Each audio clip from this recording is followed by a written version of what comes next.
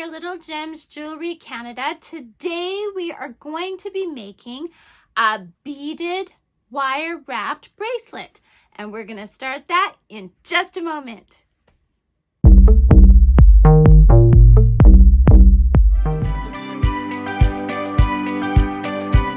Hi everyone, Monique here, Little Gems Jewelry Canada. Today we are going to be making a lovely wire wrapped beaded bracelet. So you are going to need some round beads. I'm using these beautiful blue ones today. So I'll just put some in my tray. I'm not sure how many I'm going to use. I'll let you know at the end. You're going to need a measuring tape. You're going to need some wire. Today I'm using this aluminum wire. It's 0.8 millimeter. I get it in my hardware section. I like using aluminum because it does not tarnish, and I love that about it. I have my anvil and my tools. Okay, so let's get started. To start, I'm just going to pull a length of wire off, a manageable length. You don't want to go too long. The nice thing about this wire is that it isn't very expensive, so you can use it and have some waste, and there's really no guilt. There should be no guilt. So we're going to start by making sure that our wire is cut flush. That means the flat end of your pliers go to this side of the wire.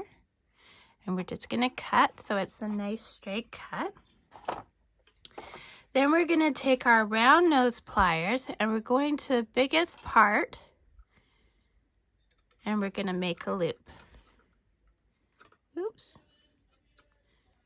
Okay, and then we're just going to bring that loop back on itself. Okay, so this is what we've got. See, we want it nice and closed though, so make sure it's nice and closed. Then we are going to take our hammer, put this to our anvil, and we're going to use the nylon side and give it some hammers to just harden it up. Okay, that's just to harden it up. So that's what we got. Notice it does not flatten it or anything. We're going to take one of our beads. So you're probably wondering what size bead this is, and it doesn't really matter what size. What matters is that you're consistent throughout the bracelet. Okay, now using my flat nose pliers, I'm just going to use the very tip as a measure. Okay, so since this loop is going this way, we want this loop to go that way. Okay, so we're giving that a bend. Now we're going to use the end of our round nose. We're going to go around, make a loop. Okay, then we're going to grab our loop with our flat nose, and we're going to go around once and twice. Now we're going to bring it across our bead. Okay, and then we're going to go around our other loop once to the back, and then we will give that a snip.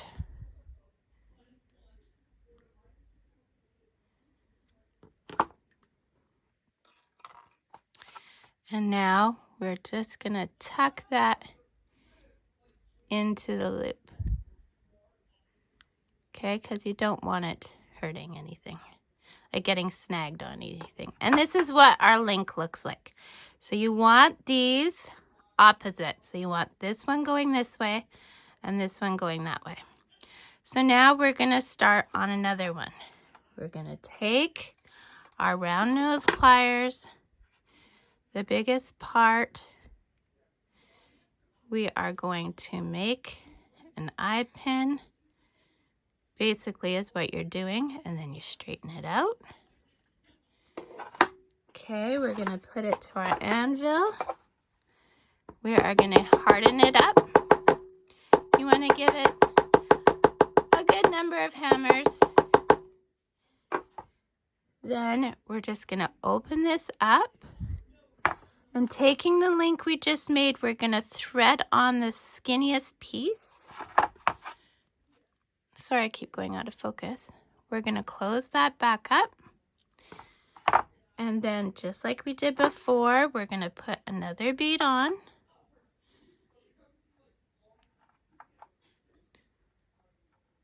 We're going to take it down. Then using our flat nose, the tip. And remember, this one is going this way, so we want this one to go the opposite way. We're going to use the tip as our measure for how much we want off.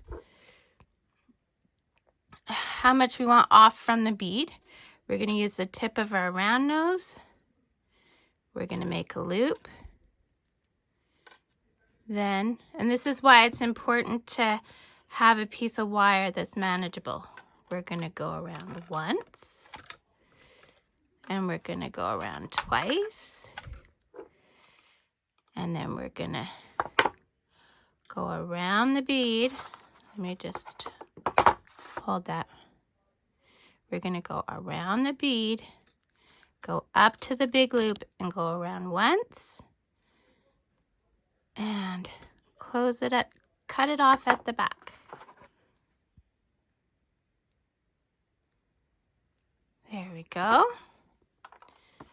We're going to make sure that that edge, see that edge right there? We're going to make sure that's nice and pinched in. There we go. And we make sure these are good. And there, that's the start of our bracelet. So you're going to keep doing links like we just did until you get it the length you want, okay? So measure it on your wrist or measure it with a measuring tape if you're making them to sell. And when you get it to the length minus ½ an inch, meet me back and I'll show you how to put on the clasp. Okay, so I got it the length that I want, and isn't it gorgeous, you guys? I just love it. So now what we're gonna do is on the end that is tiny, I'm gonna put my necklace extender. Now I put these on because a lot of the things that I make, I sell. And this just helps it be a perfect fit for my customers. So I'm gonna open the link. I'm gonna put the skinny end on. And then I'm gonna close that link back up. Okay, make sure it's nice and closed.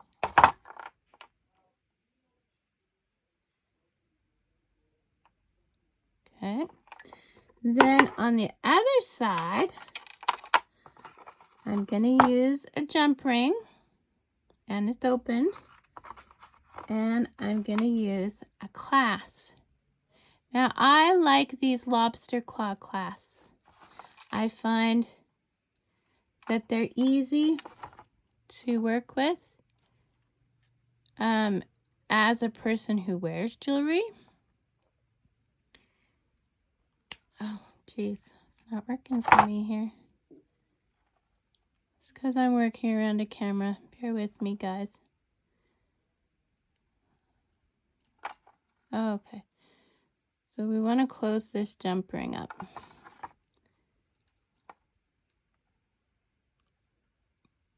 There we go. And you want to make sure, again, it's nice and closed.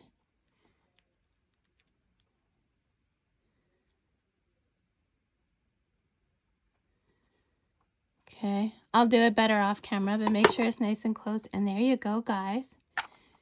There is your pretty bracelet. Isn't it gorgeous? So if you found any value in this tutorial, please hit the like and subscribe. I'm really trying to grow my channel.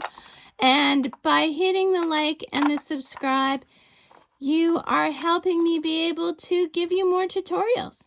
So thanks for watching and have a great day. Bye now.